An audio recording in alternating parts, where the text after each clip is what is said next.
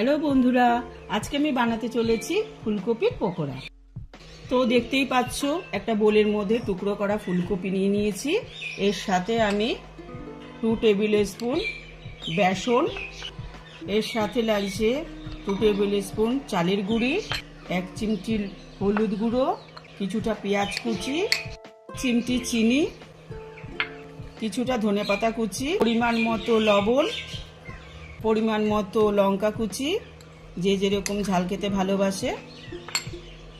এর সাথে একটা গোটা সেদ্ধ করা আলু। এই সব কিছু দিয়ে খুব ভালো করে মিক্সড করে নিতে হবে।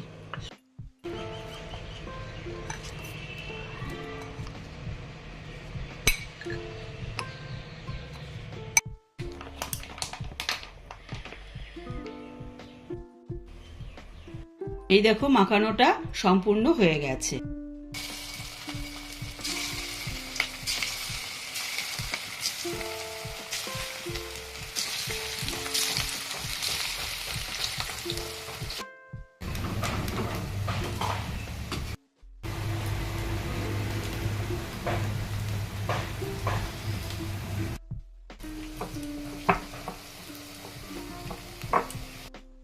রেডি আমাদের ফুলকপির পকোড়া।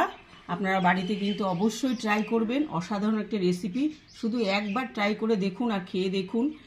ভিডিওটা যদি ভালো লেগে থাকে তাহলে অবশ্যই আপনারা লাইক, শেয়ার, কমেন্টস করবেন। আর যারা এখনও সাবস্ক্রাইব করেননি তারা অবশ্যই সাবস্ক্রাইব করুন। এরকম নতুন নতুন রেসিপি আপনারা প্রত্যেক সপ্তাহে দেখতে পাবেন।